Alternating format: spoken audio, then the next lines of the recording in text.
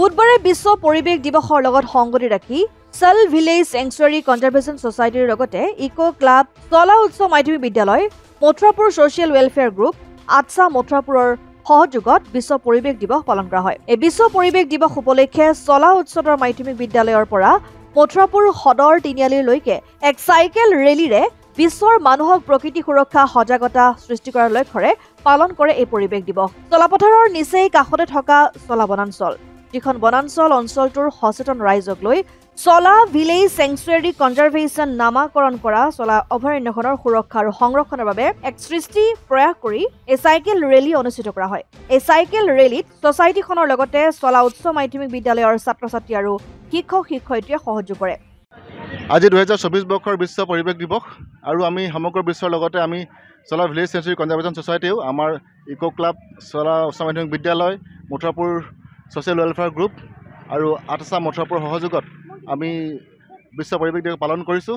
আৰু আমি এটা চাইকেল ৰেলী উলিয়াইছোঁ। আজি চলা উচ্চ মাধ্যমিক বিদ্যালয়ৰ পৰা আৰম্ভ হৈ আমাৰ মথুৰাপুৰলৈকে আহিছে আৰু আমাৰ অকণমান দূৰলৈ যোৱা কথা আছিলে, কিন্তু ৰ'দৰ বাবে কৰিব পৰা নাই। এতিয়া কথা হ'ল কি, বিশ্ব পৰিৱেশ দিৱস বিশ্বৰ মানুহক প্ৰকৃতি সুৰক্ষাৰ সজাগতাৰ সৃষ্টিৰ উদ্দেশ্যে পালন কৰা হয় আৰু আমিও আজি গোটেই বিশ্বৰ লগতে পালন কৰিছোঁ। আমাৰ নিচেই কাষতে থকা চলা সংৰক্ষিত বনাঞ্চল, যিখন বনাঞ্চলক আমি চলা ভিলেজ চেংচুৱাৰী নামাকৰণ কৰিছোঁ সমগ্ৰ অঞ্চলটোৰ ৰাইজে, আৰু তাৰ সুৰক্ষা সংৰক্ষণৰ কাৰণে অতদিন লাগি আছোঁ। আৰু এই সুৰক্ষা আৰু সংৰক্ষণৰ কথাটো সজাগতাৰ দ্বাৰাহে সম্ভৱ হৈছে। গতিকে আমি সজাগতা সৃষ্টিৰ আন এক প্ৰয়াস চলাই আজিৰ দিনটোৱেই এই চাইকেল ৰেলীটো অনুষ্ঠিত কৰিছোঁ। ইয়াত আমাৰ চলা ভিলেজ চেংচুৱাৰী কনজাৰভেশ্যন ছ'চাইটিৰ সদস্যসকল আছে, আমাৰ চলা উচ্চ মাধ্যমিক বিদ্যালয়ৰ শিক্ষকসকল আছে আৰু বিশেষকৈ ছাত্ৰ ছাত্ৰীসকলে গুৰুত্বপূৰ্ণ ভূমিকা গ্ৰহণ কৰিছে। ক্লাছ 8, 9 আৰু 10ৰ ছাত্ৰ ছাত্ৰীসকল আজি আমাৰ মাজলৈ আহিছে। আজি আমি অনাবৃষ্টি আৰু লেণ্ড ডিগ্ৰেডেশ্যনৰ কবলত পৰি পৃথিৱীখন মৰুভূমিময় হ'বলৈ ওলাইছে। গতিকে তাৰ সজাগতা সৃষ্টিৰ বাবেও আজি আমাক ইউনাইটেড নেশ্যনছে অনুৰোধ জনাইছে আৰু তাৰ এটা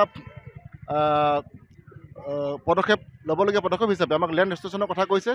আমি যিবিলাক মাটিৰ উৰ্বৰা শক্তি কমি গৈছে, সেই উৰ্বৰা শক্তি কমি যোৱা মাটিবিলাক পুনৰ ৰেষ্ট্ৰিকশ্যনৰ জৰিয়তে বাসোপযোগী কৰি তোলাৰ চেষ্টা কৰিবলৈ আমাক সজাগতা সৃষ্টিৰ কাৰণে কোৱা হৈছে আৰু লগতে খেতিৰ উপযোগী কৰি তুলিবৰ কাৰণে কোৱা হৈছে। গতিকে আমি সেই কামটোৰ কাৰণে সজাগতা সৃষ্টিৰ কাৰণে আজি আগবাঢ়ি আহিছোঁ আৰু আমি চলা উচ্চ মাধ্যমিক বিদ্যালয়ৰ সমগ্ৰ ছাত্ৰ ছাত্ৰী, আমাৰ চলা ভিলেজ চেংচুৱাৰী কনজাৰভেশ্যন ছ'চাইটিৰ জৰিয়তে আমি চলা সংৰক্ষিত বনাঞ্চল অৰ্থাৎ চলা গ্ৰাম্য অৰণ্যৰ চাৰিওকাষে থকা ৰাইজক অনুৰোধ জনাওঁ, এই অৰণ্যখনৰ ভূমি বেদখলৰ চেষ্টা যাতে কোনেও নকৰে আৰু এই অৰণ্যখনত থকা পশু পক্ষী এই সকলোকে যাতে নিৰ্ভয়ে থাকিবলৈ সকলোৱে সুবিধা প্ৰদান কৰে আৰু এই বনাঞ্চলখনত আগৰ দৰে যাতে কোনেও কাঠৰ চোৰাং ব্যৱসায় কৰি অৰণ্যখন ধ্বংসৰ দিশলৈ ঠেলি দিবৰ কাৰণে চেষ্টা নকৰে, তাৰ আমি আহ্বান জনাইছোঁ। আৰু সকলোকে প্ৰকৃতি সুৰক্ষাৰ তথা চলা সংৰক্ষিত বনাঞ্চলখনক চলা গ্ৰাম্য অৰণ্যবোৰ সংৰক্ষণ কৰি ৰখাৰ প্ৰচেষ্টাত সকলোকে সহযোগ কৰিবৰ কাৰণে বিনম্ৰ অনুৰোধ জনালোঁ। ধন্যবাদ।